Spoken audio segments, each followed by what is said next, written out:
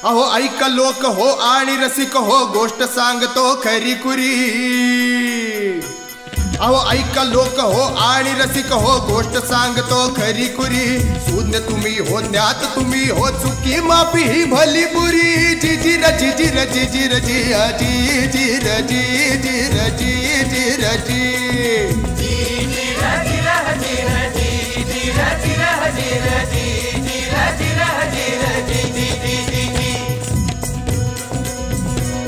अंधार पसरला धर्मांधाचा, वाट दिसे ना कुणीकडे. अंधार पसरला धर्मांधाचा, वाट दिसे ना कुणीकडे. भेटा बांधून सत्य सांगतो, हात जोडून ज्योती पुढे. जिजिर जिजिर जिजिर जी जिजिर जिजिर जिजिर जी.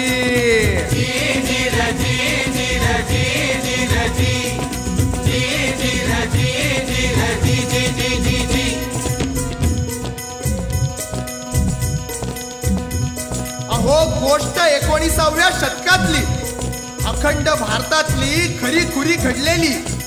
जातीची भूत पार मातीत गाडलेली.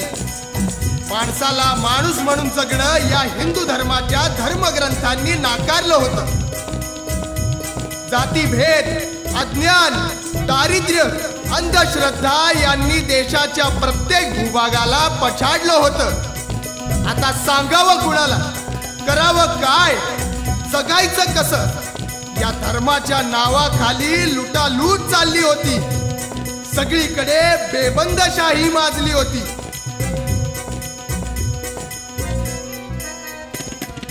निर्मिक एक नाव अनेक, कसली मेख ही कळे न हो. माणसासारखं माणूस सुनी गुरासारखं वागणं हो. जिजिर जिजिर जिजिर जी जिजिर जिजिर जिजिर जी.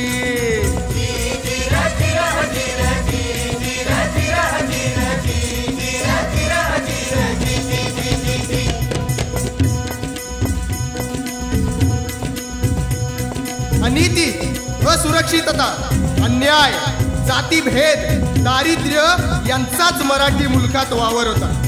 त्यातच फिरंग्यांची पावले देशात घट्ट होत चालली होती. अहो या सगळ्या परिस्थितीवर मात करण्यासाठी एका चमत्काराची गरज होती. आणि हा चमत्कार घडला. अहो चमत्कार घडला. सातारा जिल्ह्यातल्या खटाव तालुक्यातल्या कटगुण गावी 20 फेब्रुवारी 1827 ला एका तेजस्वी मुलाचा जन्म झाला.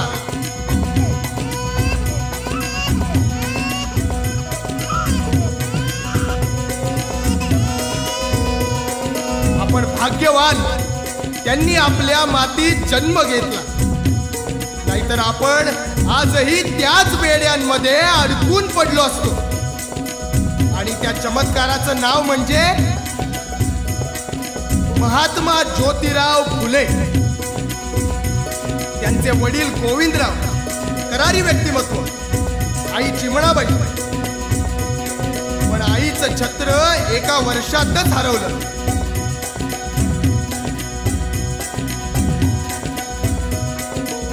मग सांभाळ आत्या सगुणाबाईंनी केला. वडील गोविंदरावांचा कामानिमित्त इंग्रजांच्या घरी वावर होता. ज्योतिबा लहान असल्यामुळे त्यांचेही तिकडे जाणे वाढू लागले. ओ वाढू लागला ज्योती अन इंग्रजात खेळू लागला हो. बालपणी युक्रांती सूर्य इंग्रजी बोलू लागला हो. जिजिर जिजिर जिजिर जी जिजिर जिजिर जिजिर जी.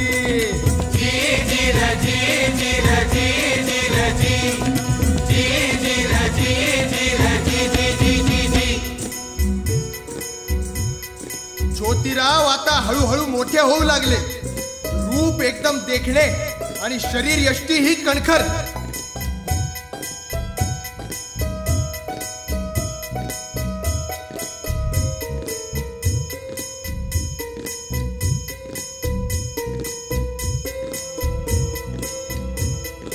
गोविंदरावांनी ज्योतीला त्यावेळचे पुण्यातील प्रसिद्ध लहूजी बुवा मांग यांच्या तालमीत घातले.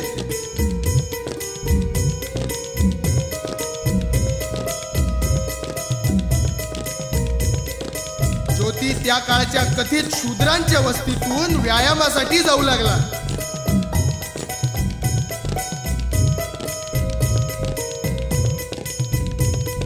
या अट्टल गुरुकडून ज्योतीने शरीर यष्टी व व्यायाम विद्या कमावली. अहो, मन सुदृढ करण्यासाठी आधी शरीर सुदृढ असायला हवं.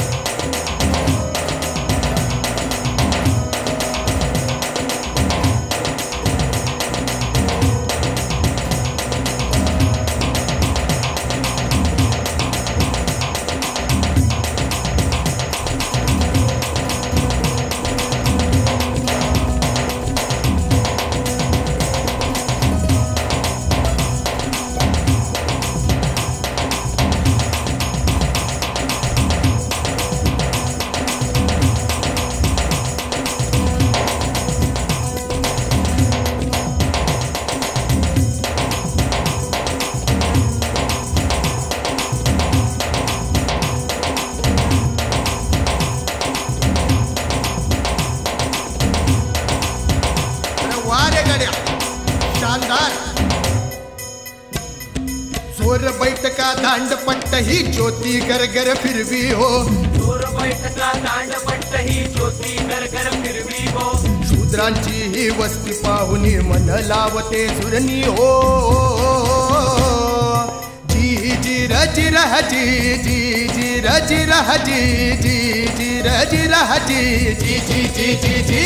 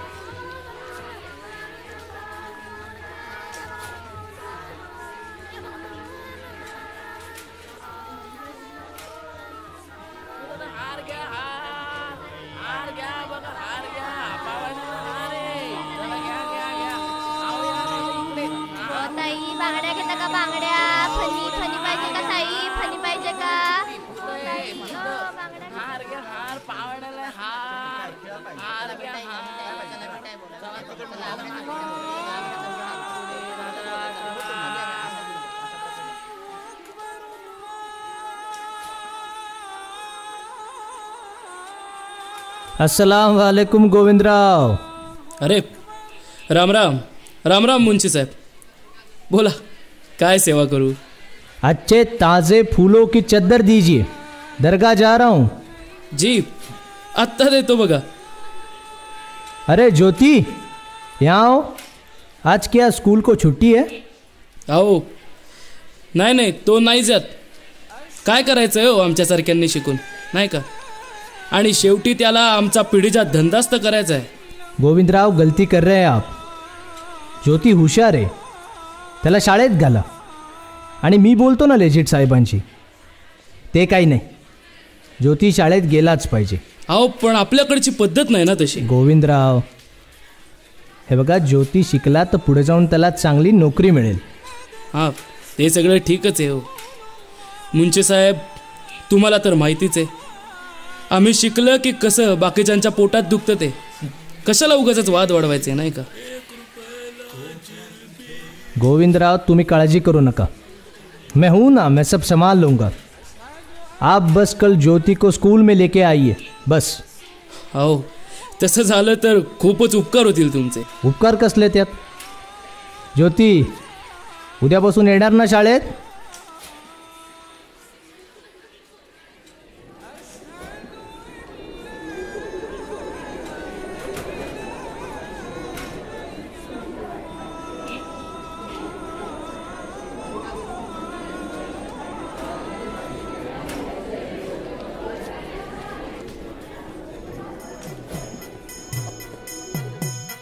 अहो, ज्योतिबांना शाळेत घालण्याचा विचार गोविंदरावांनी कृतीत आणला.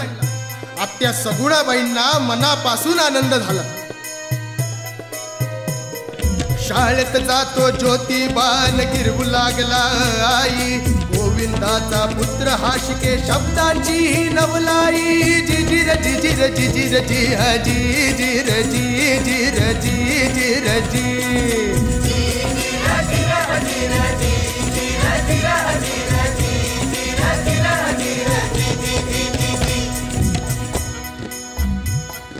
अहो, पण ही नवलाई फार काळ टिकली नाही.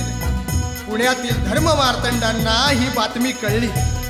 त्यांनी लगेच धर्म नावाचे ब्रह्मास्त्र उचलले. भूदेवांचा एक मोर्चा आकांत करत ज्योतीच्या शाळेत पोचला.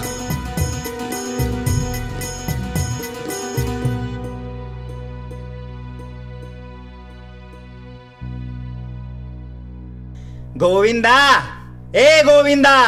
अहो, काय झालं हो देवा? काय झाले?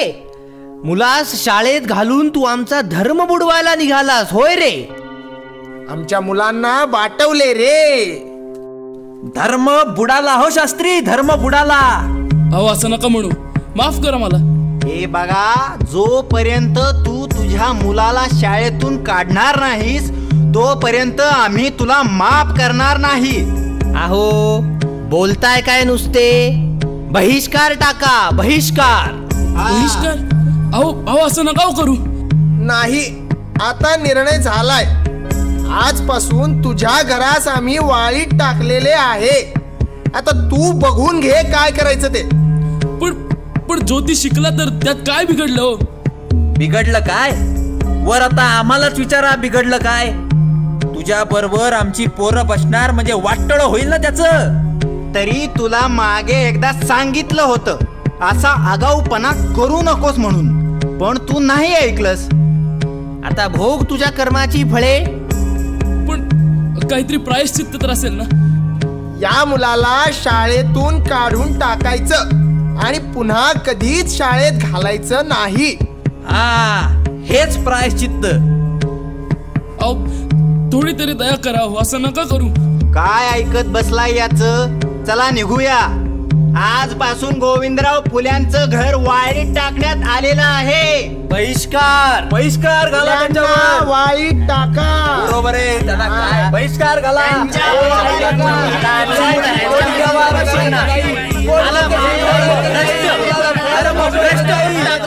बहिष्कार, बहिष्कार, निषेध असो.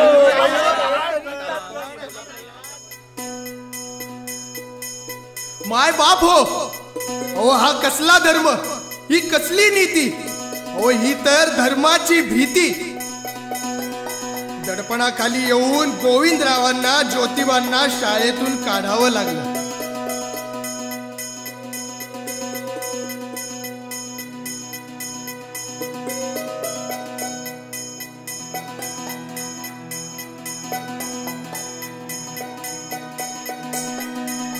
पण या कारणांनी मागे फिरेल तो ज्योतिबा कसला.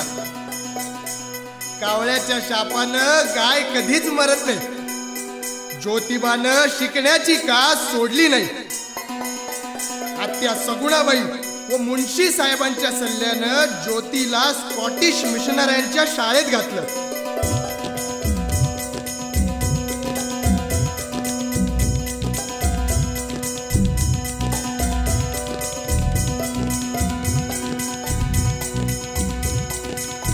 चांगलं लिहायला वाचायला यायला लागल्यावर ज्योतिबानं अनेक ग्रंथ वाचून काढले. कबीरांचा बीजमती हा ग्रंथ त्यांच्यावर प्रभाव टाकणारा ठरला.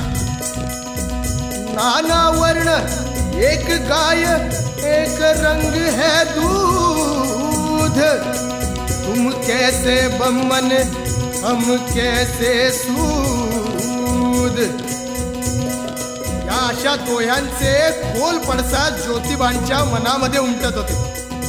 त्यांनी शिवाजी महाराज वाचले होते, जॉर्ज वॉशिंग्टन वाचले होते आणि त्याच सोबत थॉमस पेन यांचा राईट्स ऑफ मॅन हा ग्रंथ पण वाचला होता. अनेक अडचणींवर मात करत ज्योतिराव पुढे चालले होते. 3 वर्षांचा खंड हा पडला जिद्द तरीही सुटे न हो. 3 वर्षांचा खंड हा पडला जिद्द तरीही सुटे न हो. 3 वर्षांचा खंड हा पडला जिद्द तरीही सुटे न हो. गोविंदाचा पुत्र लाडका तरीही मागे हटे न हो. जी जी रजी जी रजी जी रजी हा जी जी रजी जी रजी जी रजी जी जी रजी जी रजी जी रजी जी जी रजी जी रजी जी जी जी जी. ज्योतिबाचं शिक्षण आता 7वी पर्यंत झालेलं. त्या काळात 10व्या वर्षीच लग्न करायची पद्धत होती. ज्योतिबाचं वय आता 13-14 झालं होतं. खंडाळा तालुक्यातून नायगावच्या नेवासे पाटील यांच्या घराण्याचं स्थळ सांगून आलं. घराची कर्ती मंडळी मुलीला पाहायला गेली. मुलगी पसंत पडली आणि लग्न जमलं. अहो, नेवासे पाटलाची ही पोर लई शिरजोड, जणू ही खाण लावण्याची, आई तिला जाण जनतेची. जणू ही खाण लावण्याची, ठाई तिला जाण जनतेची.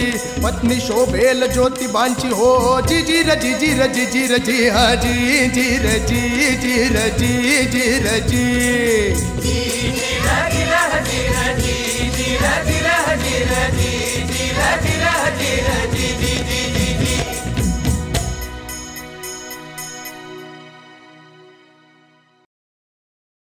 आहो,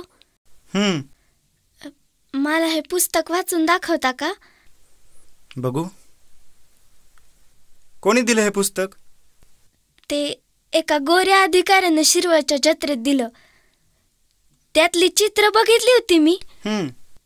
ती रंगीबेरंगी चित्र मला खूप आवडली, पण मला त्या चित्राचा अर्थच नाही कळला. कुणीतरी हे पुस्तक मला वाचून दाखवावं असं वाटत होतं, पण कोण वाचून दाखवणार, म्हणून मी तुमच्याकडे आले. छान केलंस बघ तू. आज चांगलं काम केलंस. कसली कसली चित्र आहेत बघू. अरे वा, छान आहेत. मला हे वाचून दाखवा. हे बघ, हे आहे P-U-N-E, पुणे. काय? पुणे. हा. आहो, तुम्ही त्यापेक्षा मला शिकवतच का नाही? म्हणजे मला सारखा सारखा त्रास नाही द्यावा लागणार तुम्हाला. अरे वा, ही तर अजूनच छान कल्पना आहे. सावित्री, तू मला ज्ञानाचा, शिक्षणाचा, माणसं घडवण्याचा नवा मार्ग दाखवलास. आजपासून मी तुला लिहायला वाचायला शिकवणार. माझ्यापाशी तू हे बोललीस ते बरं केलंस. चला, आजपासून या चांगल्या कामाला सुरुवात करूयात. जा, आतून पाटी पेन्सिल घेऊन या. खरंच? आता लगेच? हो हो, जा आण. आणते.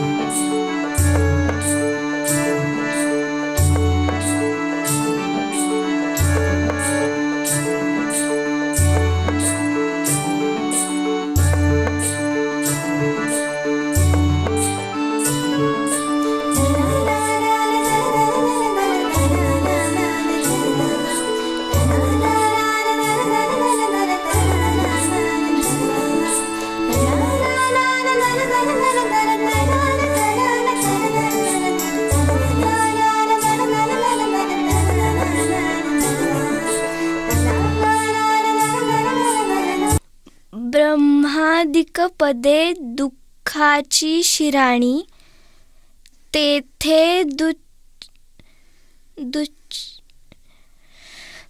ब्रह्मादिक पदे दुःखाची शिराणी.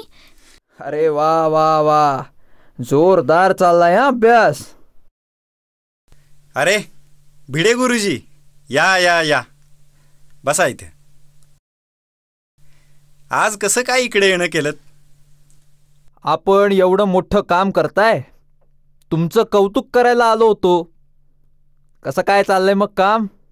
गुरुजी, अहो मुलींना शिक्षण द्यायचंच आहे, पण त्यासाठी शाळा काढावी लागेल आणि शाळेसाठी जागा हवी. त्याची जरा अडचण आहे. हात तिच्या, एवढंच ना? अहो आमचा बुधवार पेठेतला भिडेवाडा आपल्याला परका आहे का? खुशाल सुरू करा तुमची मुलींची शाळा तिथे. गुरुजी, तुम्ही खरं म्हणताय? वा वा, आता मात्र मुलींची शाळा सुरू करणं शक्य होणार आहे. गुरुजी, मला केवढा आनंद झालाय म्हणून सांगू. खरंच तुमचे धन्यवाद कसे मानावेत तेच कळत नाहीये. ते राहू द्या ज्योतिराव, आता पुढचा विचार करा. या मुलींच्या शाळेत मुलींना शिकवणार कोण? मीही त्याच विचारात आहेच. मुलींना शिकवायला स्त्री शिक्षिकाच हवी, पण ती आणायची कुठून? आता या प्रश्नाचं उत्तर तुम्हालाच शोधावं लागेल. चला येतो मी आता. वहिनी येतो हो.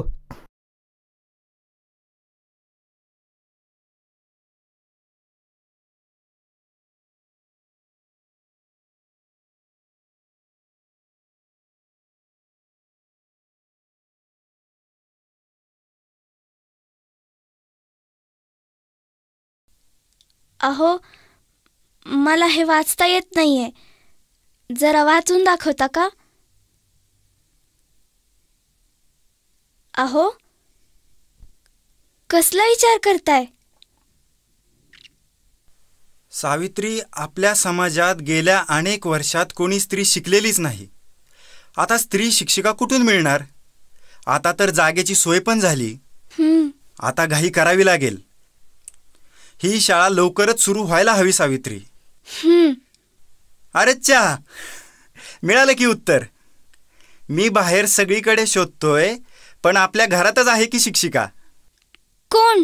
अगं तूच. मी? ठरलं आता, मी शिकवणार तुला. अहो, पण मला कसं जमेल? मीच अजून शिकते ना. ते सगळं मी बघतो. तूच होणार शिक्षिका, ठरलं.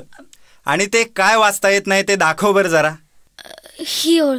हे अगं दुश्चित आहे ते. दुश्चित म्हण बर.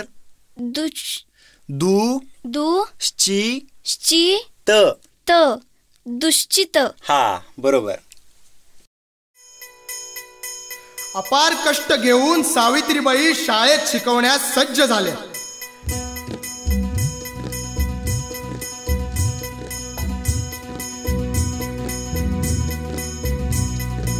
भिडे गुरुजींच्या वाड्यावर शाळा भरायला सुरुवात झाली.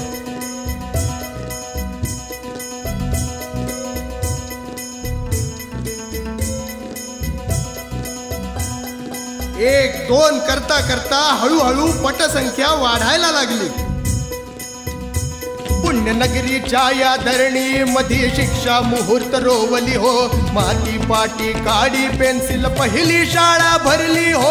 जिजिर जिजिर जिजिर जी हा जी जिर जी जिर जी जिर जी जिजिर जी जिर जी जिर जी जिजिर जी जिर जी जी जी जी.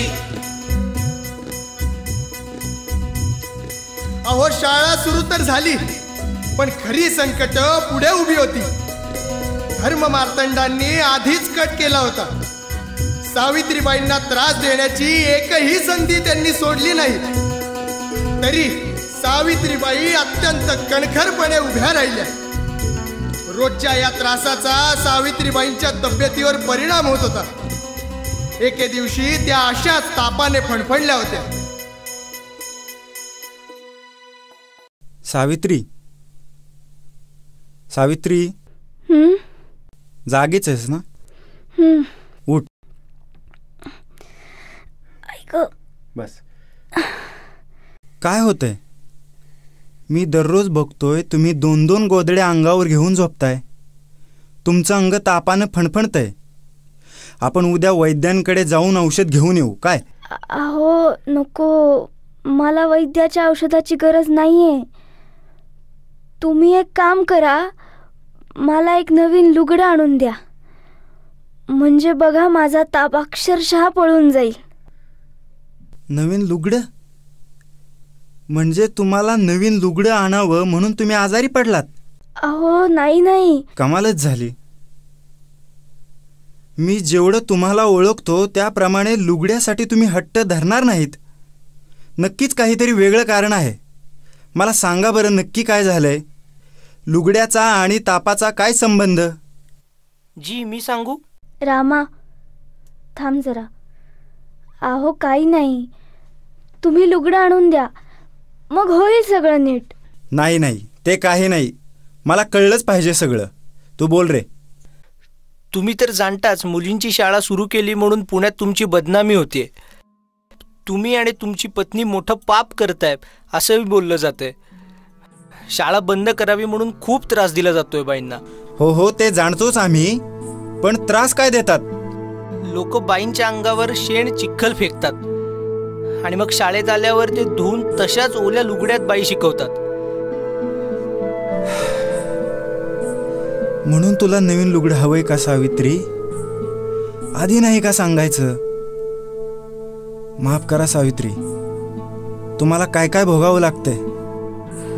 तुम्हाला पण काय कमी त्रास होतोय का? पण आपण ठरवलंय ना, आता मागं नाही फिरायचं. तुम्ही जा तुमच्या कामाला. मला फारसं काही झालं नाहीये. मी थोडा वेळ पडून मग शाळेत जाईन.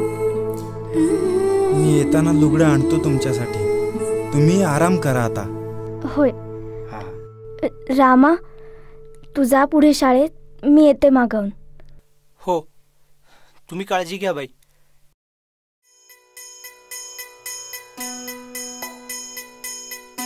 अशा प्रकारे सावित्रीबाईंची परिस्थिती होती. तरीही पुण्यातली मुलींची पहिली शाळा चालूच होती. कित्येक वादळे आली गेली, पण त्यांच्या कार्याची अखंड ज्योत मावळली नाही. दोघांनी मिळून शिक्षणाचा मोठा अधिकार तर स्त्रियांना मिळवून दिलाच, पण याच बरोबरीने समाजातल्या अशा असंख्य अन्यायांविरुद्ध या दोघांनी लढा दिला. सर्वांना मिळून मिसळून राहता येईल असा सुखी आणि सर्वांना समान हक्क देणारा समाज त्यांना निर्माण करायचा होता. रोज नवे प्रश्न आ वासून उभे होते. असाच हा एक दिवस. तात्यासाहेब, अहो तात्यासाहेब. काय झालं धोंडू? माई सकाळ धरणं कुणाला पाण्याचं घोट सुद्धा मिळालं नाही. म्हणजे? अहो माय तुम्हाच नीट ठाव नाही होय. आम्हा गरीबाले पाणी ओंजळीनं प्यावं लागतंय ते. आणि पाणवट्यावर गेलं तर कुणी पाणी दिलं तर बरं, नाहीतर दिस पाण्यासाठी बसावं लागतंय तिथं. देवा थांबा, मी ह्यांना बोलवून आणते.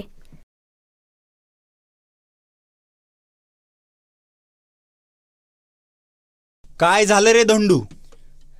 जी तात्याराव, ते पाणी कुणी वाढेना म्हणून इकडं आलोया. तात्याराव दया करून या भांड्यामध्ये लांबनच का होईना पण पाणी वाढा. या हिरीतलं थोडं पाणी द्याल का आम्हाले? धोंडू, अरे ह्यात विचारायचंय काय? ही विहीर हार हाट लावायचं आणि शेंदायचं पाणी. पाणी निसर्गाने सर्वांसाठी दिलेलं आहे. त्यावर कुणाचा एकाचा अधिकार नाही, त्याच्यावर आपल्या सगळ्यांचा अधिकार आहे. आज नाही आत्तापासूनच रोज या आपल्या विहिरीवरून न विचारता पाणी घेऊन जायचं. काय लई उपकार झालं जी. उपकार करणारा मी कोण? ह्या निर्मिकाने सगळ्यांना सारखं बनवलंय. आपण त्यांच्या विरोधात जातोय आणि शेवटी मग आपणच संपतो. या धर्तीवर कोण टिकून राहील? आपण सगळेच संपून जाणार आहोत. पाणी, वारा, जमीन यावर कोणी जुलमी हक्क सांगू शकत नाही. वय तात्या साहेबांचा विजय असो. ज्योतिबा फुलेंचा विजय असो. सावित्रीबाई फुल्यांचा विजय असो.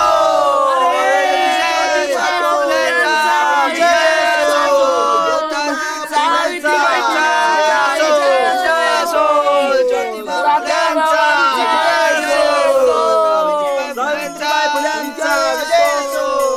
तर मंडळी, तात्या साहेबांनी अशा प्रकारे घरातला पाणवठा खुला केला आणि न्यायाला, समतेला, बंधुत्वाला हात दिला. अशा या ज्योतिबांचे उपकार या देशाला परत न फेडता येण्यासारखे आहेत. त्यांच्या अवघ्या 20व्या वर्षापासून सुरू केलेल्या या सेवावृत्तीची लोकांना कृतज्ञता व्यक्त करावीशी वाटली. मग दिवस ठरला. मांडवी, केसरीवाडा, मुंबई येथे हा कृतज्ञता सोहळा पार पडला. सर्व प्रकारचे लोक तिथे जमले.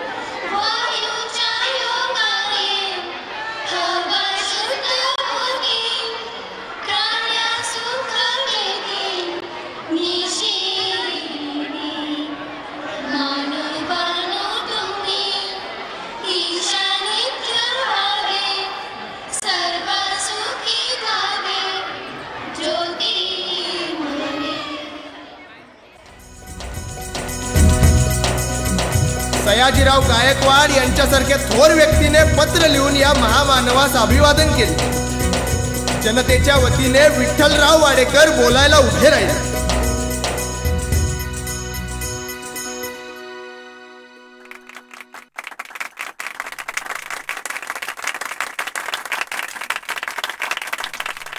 आज या ठिकाणी आपण ज्योतिराव फुले यांच्या कार्याबद्दलची कृतज्ञता व्यक्त करण्यासाठी इथे जमलेलो आहोत.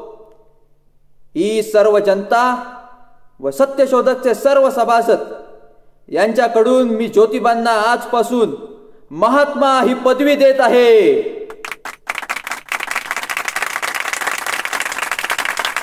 गेली 40 वर्षे स्वतःचे आयुष्य या महात्म्याने समाजसेवेसाठी सार्थकी लावले आणि त्याचे फलित आपण आज पाहतच आहोत. एक वेळ टाकीचे घाव सोसून देवपण घेणं सोपं असतं, पण त्या समाजामध्ये असणाऱ्या धर्मवितांड लोकांच्या मुळावरच घाव घालणं फार अवघड आहे.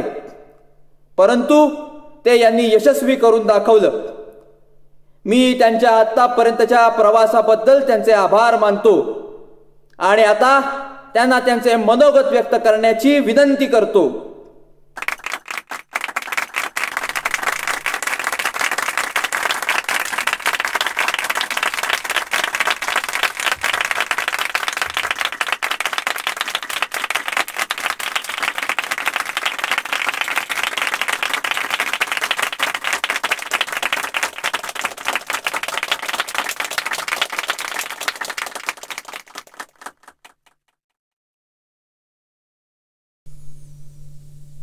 नमस्कार बंधू आणि भगिनींनो, या सत्काराबद्दल खूप खूप धन्यवाद. वयाचा विसरच मला पडला होता. मी कोणतं मोठं काम केलेलं आहे असं मला वाटत नाही. प्रत्येक गावातील शहरातील प्रत्येक घरातून हे कार्य व्हायला हवं. मी फक्त निसर्गाचा नियम अवलंबला, बदल केला आणि हाच बदल सर्वांनी करायला हवा असं मला मनापासून वाटतं. प्रत्येक माणूस हा माणूस म्हणून जगला पाहिजे. समता व बंधुता ही त्याच्या अंगी असायला हवी. यापुढे हे माझे सर्व सत्यशोधक सभासद माझा वारसा पुढे चालवतील अशी मला अपेक्षा आहे. धन्यवाद. महात्मा फुलेंचा विजय असो. महात्मा फुल्यांचा विजय असो. महात्मा फुलेंचा विजय असो. विजय असो. सावित्रीबाई फुलेंचा विजय असो. महात्मा फुलेंचा विजय असो. विजय असो. सावित्रीबाई फुलेंचा विजय असो. महात्मा फुलेंचा विजय असो. विजय असो. विजय असो.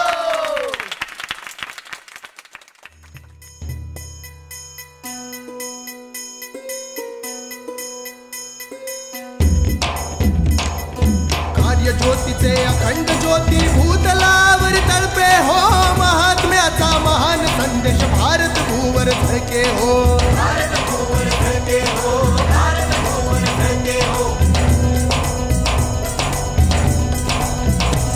अहो धन्य मानतो हात जोडतो शाहीर सांगा साथीला. वंदन करुनी पुन्हा एकदा क्रांती सूर्य या ज्योतीला. वंदन करुनी पुन्हा एकदा क्रांती सूर्य या ज्योतीला.